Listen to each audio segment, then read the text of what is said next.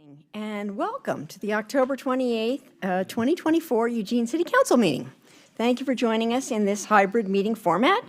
Anyone wishing to access the meeting can do so by watching the live stream available on our website, the broadcast on Comcast Channel 21, or by following the access instructions listed for this meeting on the city's public webcast and meeting materials web page. Tonight's meeting will include a public comment period. If you wish to speak during the public comment period and have not already done so, please fill out a request to speak form available on our public webcast and meeting materials web page, or fill out one of the printed forms available at the entrance to this room. We'll accept those forms for another 5 minutes until 7:35. These forms will be used to generate the random order of speakers and to correctly enter speakers' names into the public record. And I don't think this is going to be an issue today, but please note that the time is limited to 90 minutes, and so we encourage people to be succinct so that everybody who wants to speak has a chance to speak within that time. For those joining the meeting remotely, you are welcome to email your comments to City Council. And as a reminder, the Council's meeting rules of conduct include no flags, signs, loud or disruptive language, noise, or conduct that obstructs the business of Council. We are seeking to create a safe and respectful place so that people can freely and comfortably express their opinions and be heard. You are always welcome to express your support with waving your hands. And then again, we encourage anyone who's not feeling well or has been in close contact with someone who's not well to join remotely. And then we also have masks in the lobby if you need to protect yourself and the people around you. And then just a couple reminders as we are in this space. We're reminding people that we have an AED if there's a medical emergency that's right behind the staff there on the wall under the screen. And we have two exits, emergency exits, the glass doors that go out to the riverside, and then the double back doors in the back of the room. So hopefully we don't need to flee quickly out of this room, but that's how you would do it. And with that, I call this October 28th, 2024 meeting of the Eugene City Council to order, and we'll open the meeting with a land acknowledgement. Since time immemorial, the Kalapuya people have been the indigenous stewards to our region, building dynamic communities, maintaining balance with wildlife, and enacting sustainable land practices. This land acknowledgement is a way of resisting the erasure of indigenous histories and to honor Native communities by inviting truth and reconciliation. Following treaties between 1851 and 1855, Kalapuya people were dispossessed of their indigenous homeland by the United States government and forcibly removed to the Coast Reservation in Western Oregon. As we consider the impacts of colonization, we also acknowledge the strength and resiliency of displaced indigenous people. The city of Eugene is built within the traditional homelands known as Kalapuya Ilahi. Kalapuya descendants are citizens of the Confederated Tribes of Grand Ronde Community of Oregon and the Confederated Tribes of Siletz Indians of Oregon. They continue to make contributions in our communities here and across the lands. We express our respect for the inherent political sovereignty of all federally recognized tribal nations and indigenous people who live in the state of Oregon and across the nation. And today, in anticipation of Veterans Day coming on November 11th, we will open tonight's meeting with a Pledge of Allegiance. And we have a guest to lead us in that pledge. We are joined by Municipal Court Clerk Julie Knoll. Julie Knoll is a veteran of both the United States Marine Corps and the U.S. Army Reserves. Her military career has spanned the globe, including humanitarian work in Central America and joint training maneuvers in the Arctic Circle.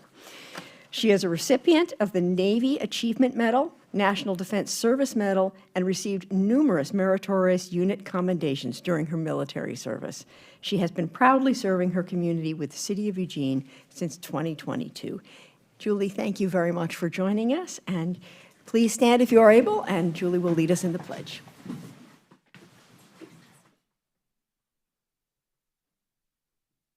I pledge allegiance to the flag of the United States of America and to the republic for which it stands, one nation, under God, indivisible, with liberty and justice for all. Thank you so much for leading us in the pledge and for your very distinguished service to our country. Thank you. And your service to our community.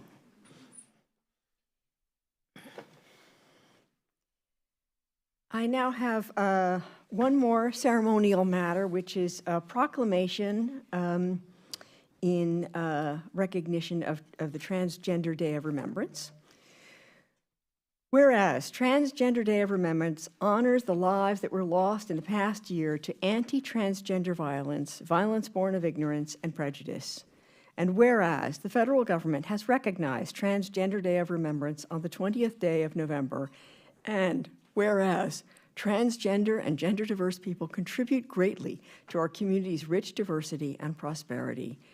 And whereas the City of Eugene has a long-standing tradition of upholding the dignity of all individuals, supporting legal equality and fair treatment for all citizens, and ensuring that acts of neglect and violence toward any segment of the population will not be tolerated.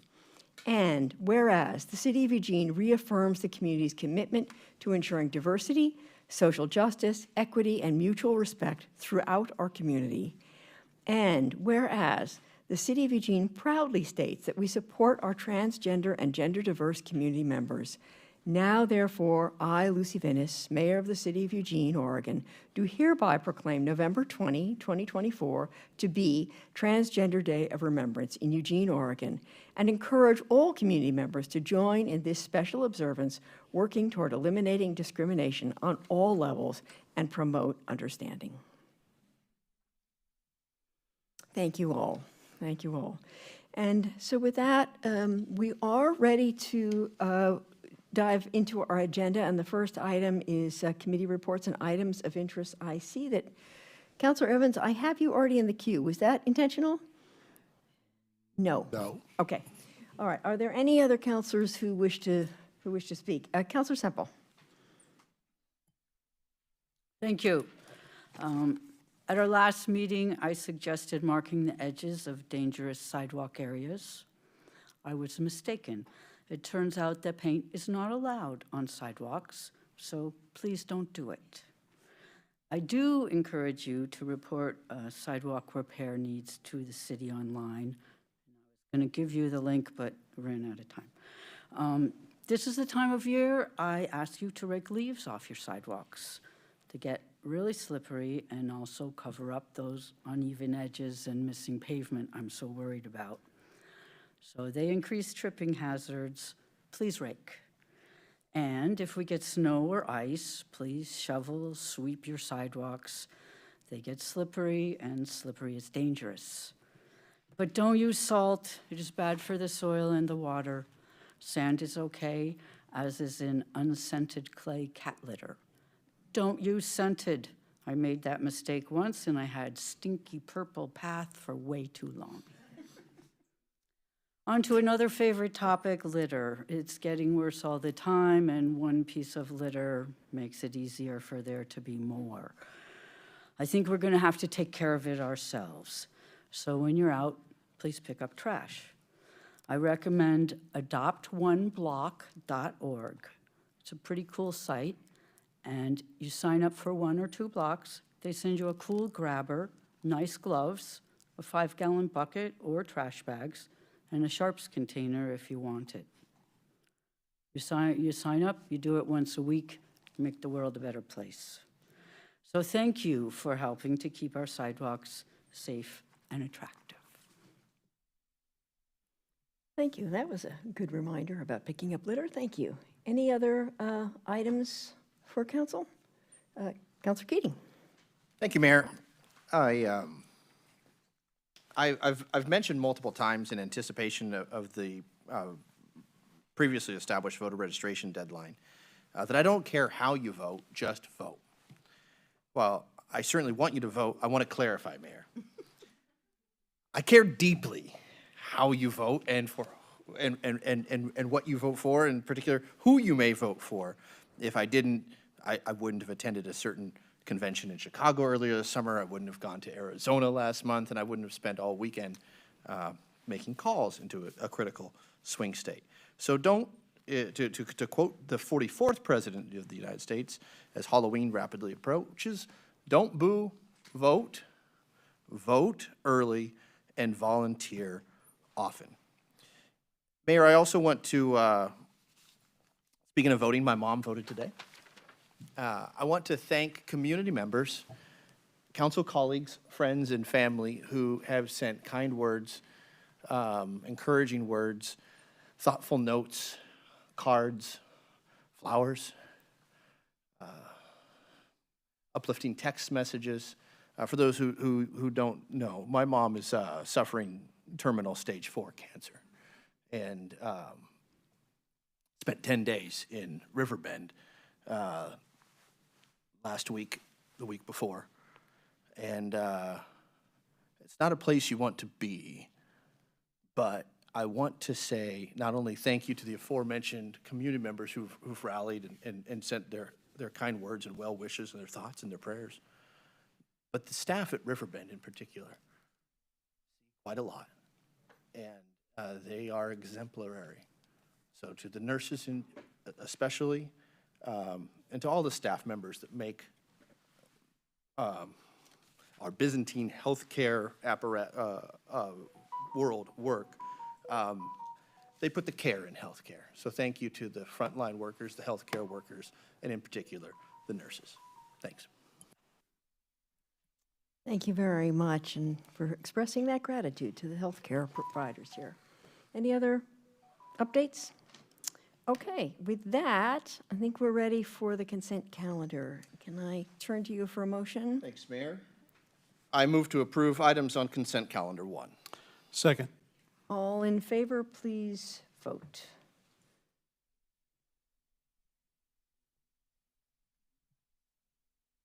Okay, and that passes. Thank you very much. That passes unanimously. And then we can move on to consent calendar 2. Thank you, Mayor. I move to approve items on consent calendar 2. Second. All in favor? Or, well, please register your votes.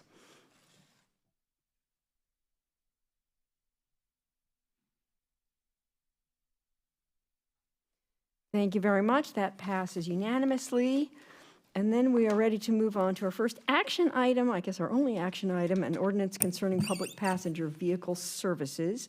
Do you want to introduce the topic, Manager? Sure. This agenda item is for potential council action to amend the city's public passenger vehicle code that would remove restrictions on the use of per-trip fee revenue collected from regulation of public passenger vehicle services, for example, Uber, Lyft, and taxi companies. Council adopted an ordinance establishing the ability to charge a per-trip fee in 2018, but the city did not implement the per-trip fee at that time. The proposed ordinance would remove restrictions on eligible uses of per-trip fee revenue in the general fund once the fee is administratively implemented. As a reminder, the 2023-2025 adopted budget included an ongoing revenue strategy that included a 50-cent per trip fee that is estimated to generate about $350,000 per year into the general fund. The per-trip fee matches the fee charged by the city of Portland. You had a public hearing on this a couple of weeks ago, and time to take action. Okay, thank you. Do you want to speak? Before I put a motion on the floor, I do have a question.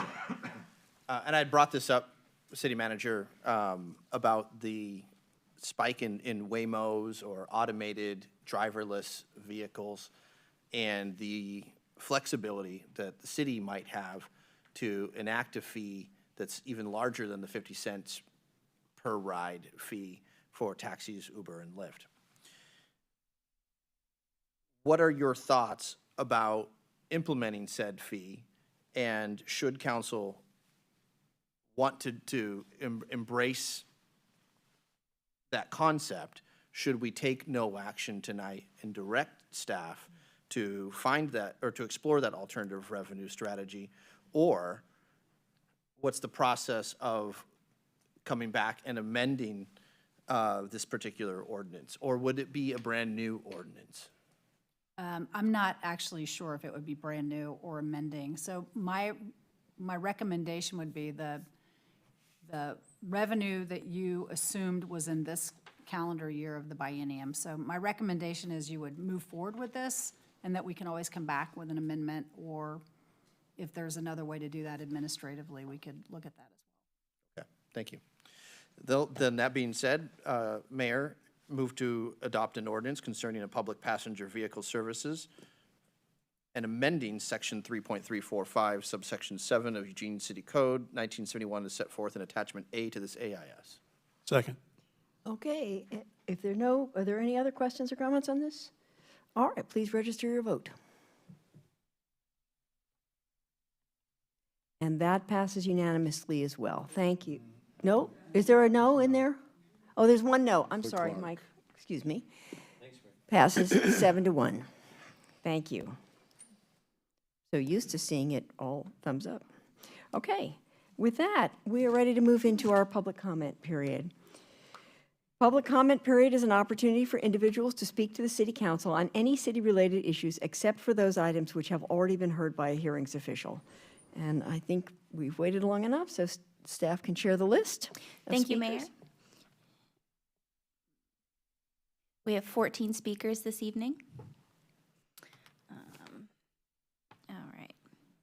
I will announce 2 speakers' names at a time. When you are called to speak, please state your name and your ward or neighborhood, if known, before beginning your comments. If you are announced as the next speaker, please move to the seat in the front row designated for the next speaker. When it is your turn, you may come to the podium. Please leave any bags you may have with you at your seat. If you have documents to give council, please place them in the basket near the podium. You will have 2.5 minutes to speak. The timer will flash red when you have 15 seconds remaining to speak. Your microphone will be muted at the 2.5-minute mark. Please note that the use of profanity is prohibited, and any instances of profanity will result in immediate termination of speaking privileges. Our first speaker this evening is Lynn Woodrich, followed by JPL.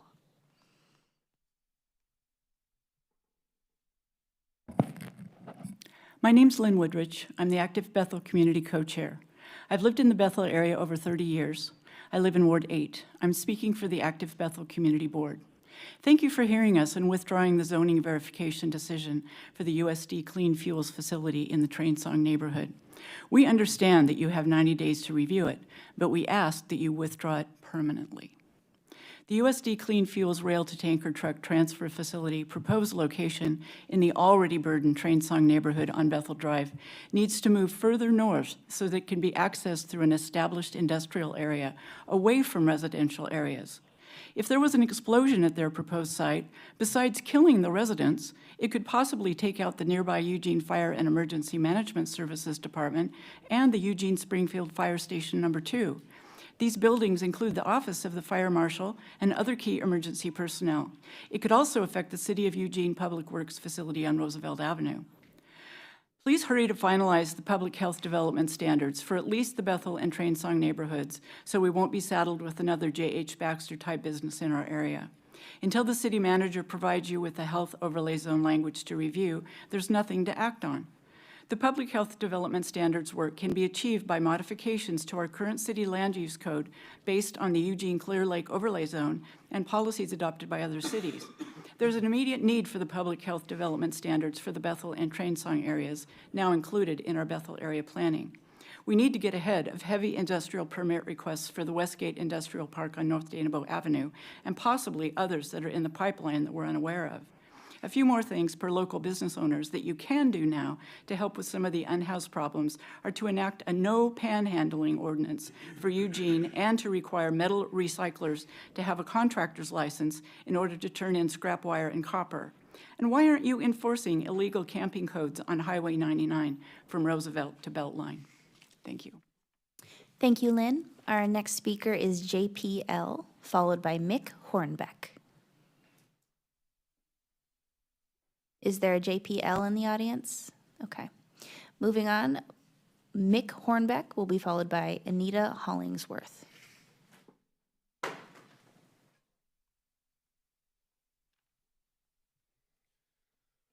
Hi, my name is Mick Hornbeck, and I've been a resident of the Train Song neighborhood for almost 7 years. I'd like to thank the Eugene City Council for hearing us and withdrawing the zoning decision for the USD Clean Fuels facility in our neighborhood.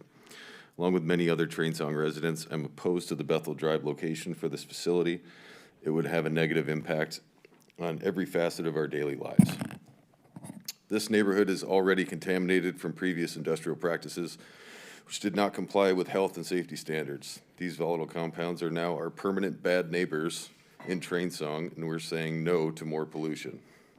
While not an exhaustive list, these are a few negative impacts. This facility will have 40 round-trip semi-trucks, excuse me, daily on Bethel and Roosevelt Boulevard, and will heavily impact current traffic use.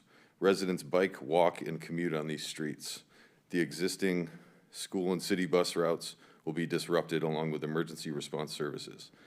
It could mean the difference between life and death in a critical situation. This facility risks large chemical events and non-reportable chemical spills, small or large, and can contribute to toxic waste leaching into the soil and groundwater. We're concerned with what the result could be of mixing new pollutants with the existing chemical plume and other industry toxins currently in the soils and groundwater. There's also a very real risk of explosions from the highly flammable materials at this facility. This poses a danger to neighboring residents and our Eugene community as a whole. The activities from this facility will have 40 semi-trucks idling and delivering twice daily. This will contribute to the current noise pollution from the rail yard that we put up with and will create additional unwanted air pollution. The most important point to make is that people live here, and this facility will impact our lives negatively. Facilities like this might need to exist, but a residential area is the wrong site for one. We shouldn't have to risk our lives and our properties for it. So I ask the council, has our neighborhood been reserved for industrial waste and disenfranchised socially excluded individuals? I'll wait for the city's answer in the form of a final decision on this facility. Thank you. Thank you, Mick. Anita, just one moment. One last call for JPL. All right. Our next speaker is Anita Hollingsworth, followed by Brad Perkins. Mayor and city council members, councilman or councilwoman Leach, I look forward to your reelection, and I want to thank you all for hearing me. I live on Wood Avenue. I am 3 houses down. I can directly see where the new site is going to be put in. The house to my right just sold. A family with 5 children is going to go there. I met them this weekend. Can you imagine 5 little kids that might be blown up or poisoned or ran over or whatever? I can't see that, you know? I raised 7 kids. And, you know, I didn't raise them all in Oregon. I raised 4 here and 3 in Arizona. But I always taught my kids to respect the earth. They're of Native American heritage. They hunt for the elders in Siletz. They pay their elders back. We need to pay all of us back by supporting our lives. We matter. We pay our taxes. We pay everything, you know, that we're supposed to. We work. We keep, you know, we try to keep our houses nice. I've lived there for 15 years. Never have I had a problem until now. Today, when I was coming home from some errands, I was coming down Bethel towards Wood, and a semi-truck with a load of steel to go to Schnitzer was coming the other way. I had to get over into the dirt and almost into the ditch along Bethel, and I drive a Ram pickup, because that truck took up so much of that lane. So what I'm saying is this road adequate enough to handle this much traffic? That's one thing to think about. And the other thing is there's pollution, there's noise. We already have enough of that. So maybe the city could find a way to turn that into a electric vehicle charging station. You guys want to do stuff, you get federal funds for that, try to implement it that way. Thank you. Thank you, Anita. Our next speaker is Brad Perkins, followed by William Hidalgo. Good evening, council, mayor. Nice to be here once again. I spent 54 years either owning property here or living here or going to school here.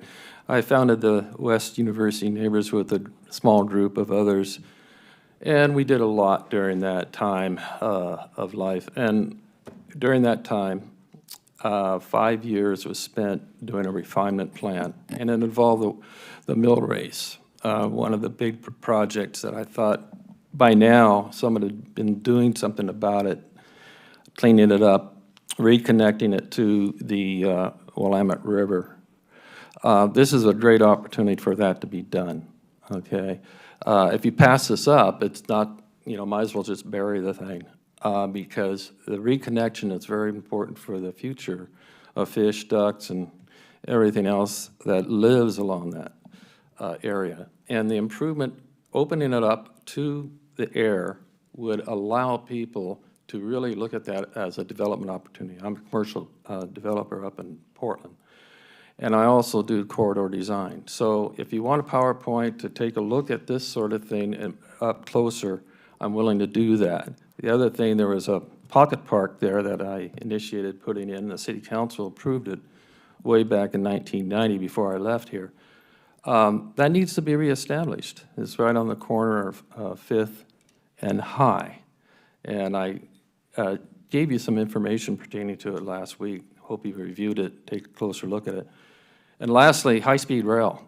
Just today, $8.2 billion was given out, we're in the process of giving it out by the Biden administration all over the United States.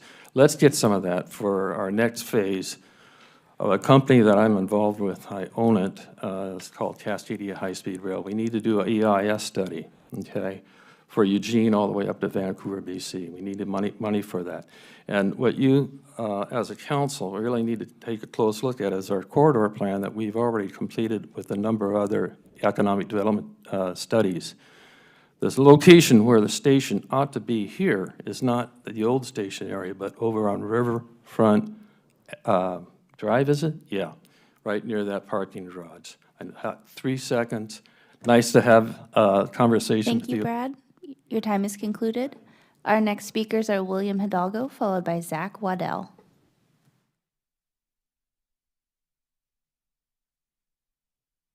My name's William. I am a small business owner in the Train Song neighborhood, and I also have concerns and want to speak for myself and my neighborhood. First of all, thank you for withdrawing the zoning decision for the USD Clean Fuels facility. It's very concerning to me that even the park in that neighborhood is still dealing with toxicity in the soils, and that hasn't even been remediated or cleaned up yet. Have another potential toxic site coming in. Very disheartening. And then I'd just like to reiterate some things that my neighbor Mick has said. There's a real risk of explosions, which when last October, there was a random explosion in the rail yard from an unknown source. So I've seen fires and flames in that area. So that, with having a fuel facility that has jet fuel right across the street from, like Anita said, children playing, less than like 150 feet in the residential. Other than that, the most important point to make is that people live here, and this facility will impact our lives negatively. Facilities like this might need to exist, but a residential area is the wrong site for one. We shouldn't have to risk our lives and our properties for it. Thank you. Thank you, William. Our next speakers are Zach Waddell, followed by Michelle Messier-Legg.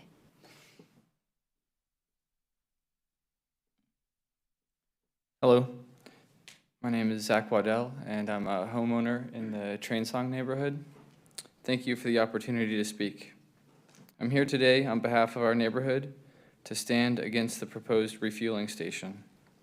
While I understand the need for infrastructure, placing a high-traffic fueling station in our residential area poses significant safety, environmental, and quality of life risks. First, there are the health risks associated with increased emissions and possible fuel leaks, both of which could jeopardize air and water quality. Proximity to these hazards is particularly concerning for our children, families, and seniors. Additionally, the increased traffic congestion and noise from operations would disrupt the peace and relative safety we currently enjoy. Lastly, studies show that nearby gas stations often lead to decreased property values. This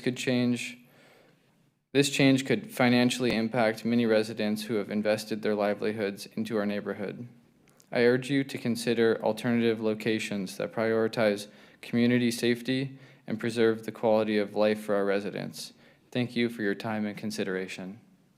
Thank you, Zach. Our next speakers are Michelle Messier-Legg, followed by Beverly Lewis. Hi, my name is Michelle Messier, and I live in Eugene over on Wood Avenue, neighbors to one of the ladies that was here already.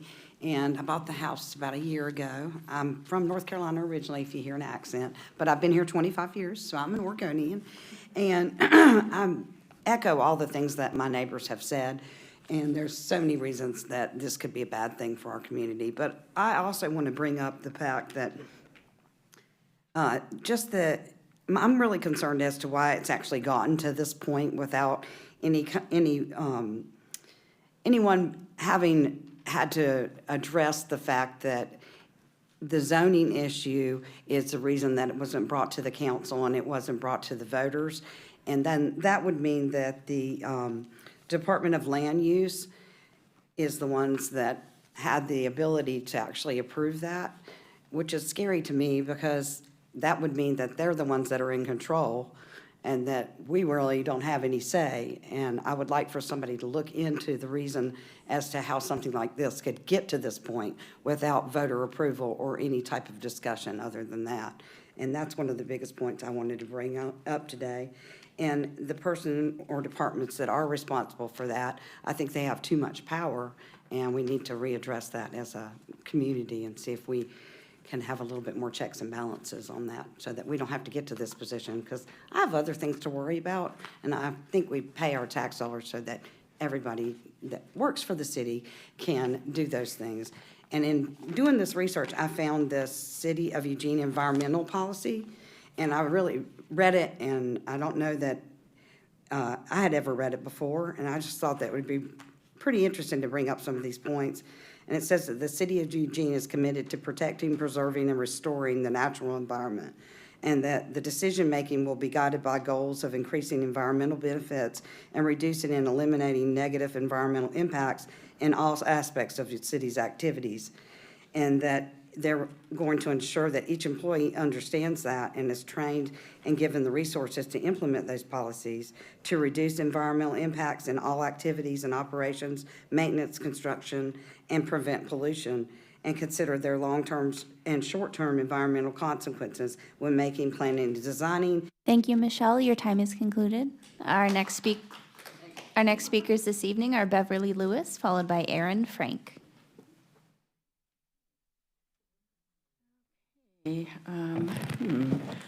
My name is Beverly Lewis. My husband and I bought our house in the Trengsong neighborhood in 1987. So we thank you for hearing us and withdrawing the zoning permitting decision for the USD Clean Fuels facility in our neighborhood.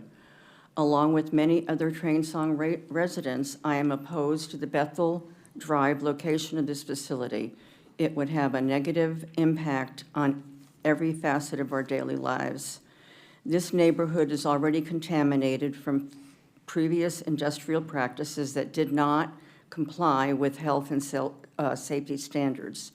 These volatile compounds are now our permanent bad neighbors in Trengsong, and we are saying no to more pollution. While not an exhaustive list, here are a few things, few negative impacts. This facility will have 40 round-trip semi-trucks daily on Bethel Drive and Roosevelt Boulevard, and will heavily impact current traffic use. Residents bike, walk, and commute on these streets. These activities from this facility will have 40 semi-trucks idling and delivering twice daily.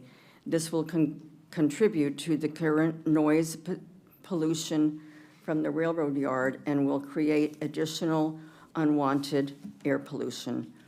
The existing school and city bus routes will be disrupted along with emergency response services. It could mean the difference between life and death in a critical situation. This facility risks large chemical events and non-reportable spills, small or large, and can contribute to toxic waste leaching into the soil and groundwater. We are concerned with what the result could be mixing new pollutants with our existing chemical plume and other industry toxins currently in our soils and groundwater. Facilities like this might need to exist, but a residential area is the wrong site for one. We shouldn't have to risk our lives and our properties for it. Thank you. Thank you, Beverly. Our next speakers are Aaron Frank, followed by Dharmika Henschel. Hi, my name is Aaron Frank. Thank you for hearing us. I'm in the Train-Song neighborhood as well, and I want to thank you all for rescinding the zoning decision for the USD Clean Fuels facility in our neighborhood. Along with many other Train-Song residents, I'm opposed to the Bethel Drive location for this facility as it would have a very negative impact on our neighborhood.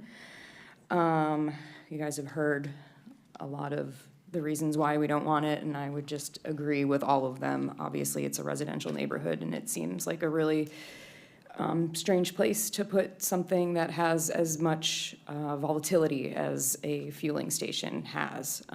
So like they're saying, we've got kids in our neighborhood. It's a small neighborhood, and I just would really appreciate if we could move this out of it. Yeah, we live here. Please keep our neighborhood safe and clean. Thanks. Thank you, Aaron. Our next speakers are Dharmika Henschel, followed by Susan Chamberlain. I'm Dharmika Henschel in Ward 7. I lived in Train-Song about 30 years. Again, thanks. I don't know how it happened, but thank you for the zone verification withdrawal for the proposed USD Clean Fuels facility. I would request, as Lynn said, a permanent withdrawal and placement of such a facility outside of residential areas. I'd like to point out my understanding from a conversation with the Federal Railroad Administration, a person at that the Department of Transportation Pipeline Hazardous Materials Safety Administration is normally regulating hazardous materials on railroads.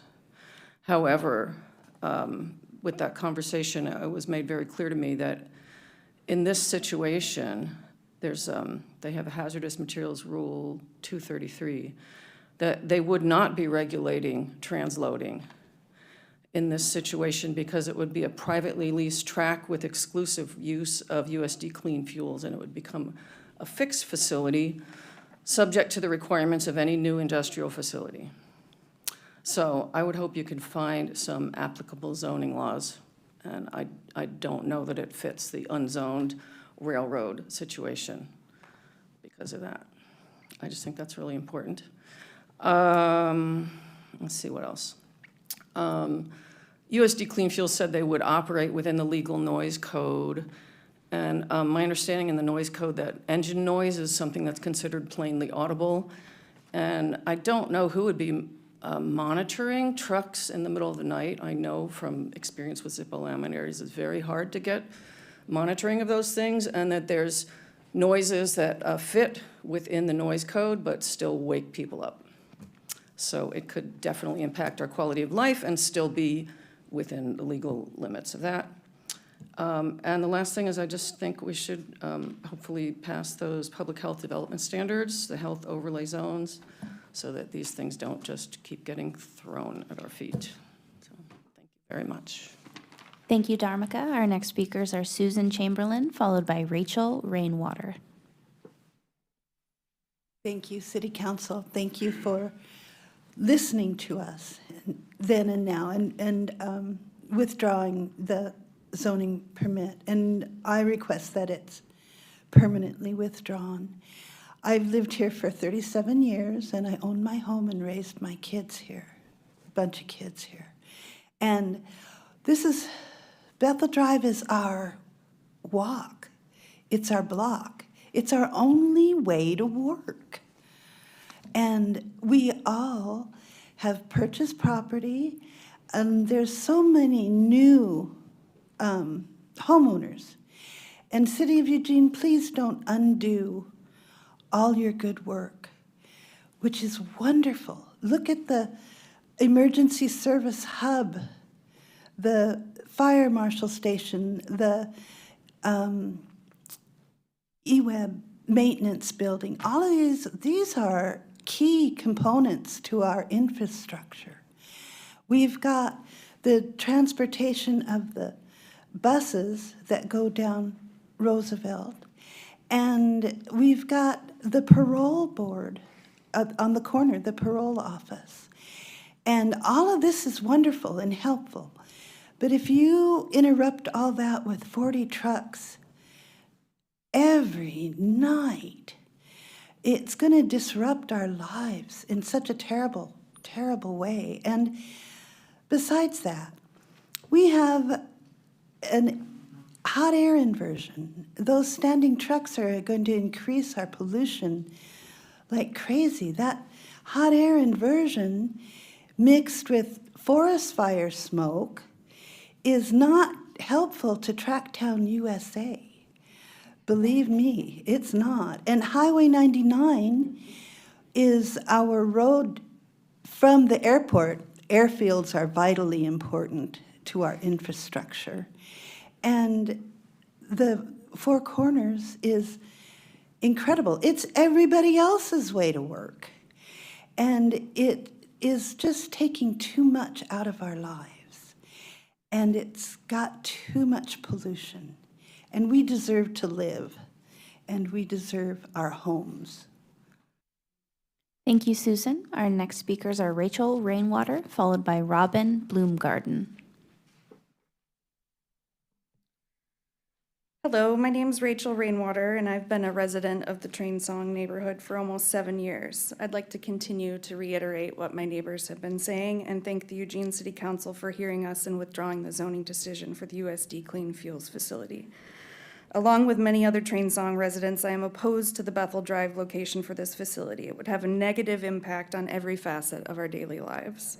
This neighborhood is already contaminated from previous industrial practices which did not comply with health and safety standards. These volatile compounds are now a permanent bad neighbor in our Trainsong neighborhood, and we are saying no to more pollution.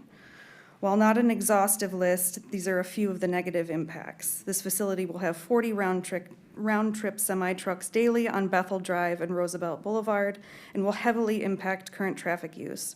Residents bike, walk, and commute on these streets. The existing school and city bus routes will be disrupted along with emergency response services. It could mean the difference between life and death in a critical situation. This facility risks large chemical events and non-reportable chemical spills, small or large, and can contribute to toxic waste leaching into the soil and groundwater. We are concerned with what the result could be of mixing new pollutants with our existing chemical plume and other industry toxins currently in our soils and groundwater. There's also a very real risk of explosions from the highly flammable materials at this facility.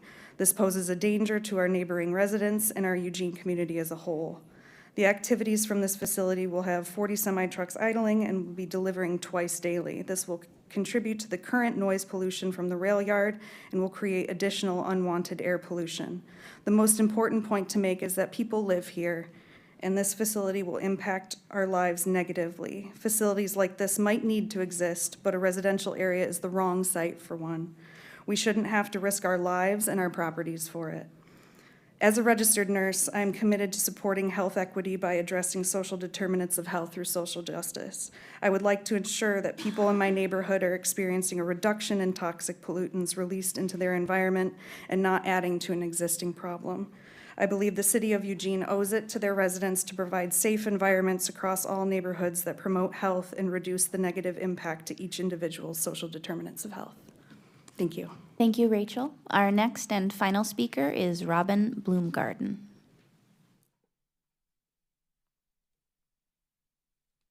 Robin Bloomgarden, Ward 8. The primary reasons to support a public health development standard into land use planning In October 2023, the Eugene City Council unanimously directed staff to develop public health development standards to protect public health based on the previous negative experiences of the Bethel community with J.H. Baxter, a wood-preserving facility that contaminated nearby homes with dioxins. When approved, staff stated a goal of presenting a policy to council in the summer of 2024. We are still waiting for this standard to become a reality in West Eugene. Frankly, it should eventually apply to all of Eugene. Most large polluters in Eugene are located in or near West Eugene neighborhoods. West Eugene has large sections of industrial land and freight rail lines near schools and parks, with industrial corridors along Highway 99 and Roosevelt Boulevard. The Clear Lake Overlay Zone was adopted as a means to ensure future development fulfills the community's desired outcomes for economic prosperity, increased employment opportunities, while addressing environmental and justice concerns, supporting policies that call for fairness and equity in achieving a healthy environment, vibrant community, and improved quality of life for surrounding neighborhoods. A new standard can protect West Eugene communities by banning the most toxic potential land uses, creating buffer zones between industrial facilities and residential, park, and school zones, building requirements into city code that requires an equity analysis and a health risk analysis.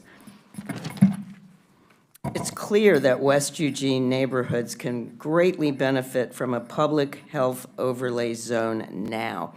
Thank you. Thank you, Robin. Mayor, that was our final speaker. Thank you very much. Thank you to all of you who took the time to come and talk to us about the USD Clean Fuels. And I just want to point out that Council just had a work session discussion of this project, that the city manager gave us an update. Councilors asked many questions. And so two things about that. First, there is, I would say, unanimous concern on this council about the project. And secondly, I would encourage you to watch the webcast of that work session, because it answers a lot of the questions, will give you a pretty strong framework about where we are in this process and what our prospects are. So it is a uniquely difficult situation. It's not a sort of typical land use problem because of the nature of that property and the fact that it's unzoned. So I would just direct you to do that. And similarly, I would just say on the public health development standards, this is a priority. It is coming back to council. It'll probably be next early 2025. And you know, the terrible fact is that even had we put those in place, they would not apply in this circumstance. So this is a uniquely difficult circumstance because the capacity for the city to step in a regulatory way is very, very limited. So we're exploring our options, and but we share your deep concerns about this project. And are there any other councilors with comments? Yes, Councilor Leach. Thank you, Mayor. Yeah, to reiterate Mayor's comments, it is deeply concerning. We are here, we are listening, we are learning, and we are going to do our best to continue to protect this neighborhood. And thank you. Thank you all for coming, for being here, for speaking. I'm also highly encouraged that there's passion in the Train-Song neighborhood to come and back and reinvigorate the neighborhood association and have your voices heard. And thank you to Lynn and ABC for kind of helping to shepherd that process along as well. So please keep coming and keep speaking up about this and about other things that are also concerning still in the Train-Song neighborhood. So again, thank you for coming out, and it's we'll see you soon. Thank you. Councilor Clark. Thank you, Mayor. I want to thank all of you for coming out. Sorry. I want to reiterate what the mayor said. Go to YouTube and watch, type in today's date and work session, Eugene City Council work session, and watch what we did at 5:30, because there's a lot of information in there that I think speaks directly to some of the things that you guys said. One of the things that nobody said yet, at least I haven't heard, since we talked about this at the work session, is that the land we're talking about, where they're proposing this, isn't inside the city of Eugene. So the railroad tracks area doesn't, it would be like us regulating land in Springfield. We don't get to do that. In the same way, that's county land there, and so it's not subject to the city of Eugene. Now it is, in the sense that we have an agreement with the county about some of the stuff about how this particular permit is regulated, and the city manager explained that really well in the work session. So I highly encourage you to go watch that, get better and up-to-date information so that what's going on can be clear for you about those that will have the authority to regulate this in the future if it gets built. Thanks. Okay, thank you. Councilor Semple. Thank you. I just want to say thank you for coming. The first and the last speaker I hear from, and that's great. It means 12 people, as far as I know, haven't been here before. And I already knew this is a critical issue, but to have this many people take their first step to come talk to Forum, it's really a big deal. So I congratulate you on your stance, and I hope we can work it out. Keep coming. Thanks. Thank you. Councilor Groves. Thank you, Mayor. And I too want to thank everybody for coming tonight. We are all concerned about this. We are taking this seriously. It's just figuring out what we can do. I also want to reiterate what the mayor said and just say that watch that work session. I think it'll help understanding some of the challenges that we are facing with this. For the speaker that spoke about somebody from the Federal Railroad Administration saying that this is a fixed facility, it's not a fixed facility. A freight distribution center is what a transload operation is, where they transfer goods from one form of transportation, i.e. a rail car, directly to another form of transportation, which is, in this case, a semi-tanker truck. I do have some experience with the rail yard. I've had experience with the J.H. Baxter Company. I'm the former fire chief here, and I'm also a former member of Oregon State Region 2 Hazardous Materials Team, which is staffed by Eugene firefighters. I've been on that rail yard many times, and I understand what's there, and I have a good idea of what goes through there every single day. But anyhow, part of the problem we're having with this is there's a lot of bad information out there. And one of the reasons I personally have refrained from speaking a lot about this is I'm trying to get all the facts. And we still don't have all the facts yet, although we're working on that. And staff is working very hard as well to get that. So anyway, we are working on this. We do take it seriously. We took the J.H. Baxter situation seriously.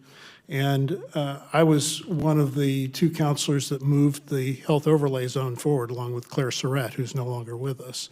But we do want to have better protections for our community. I believe we all feel this way, and we're working at it. So thank you. Okay, thank you all very much. Thank you again for attending, for sharing your thoughts with us. And if there are no other comments from council, with that, we are adjourned. Thank you so much.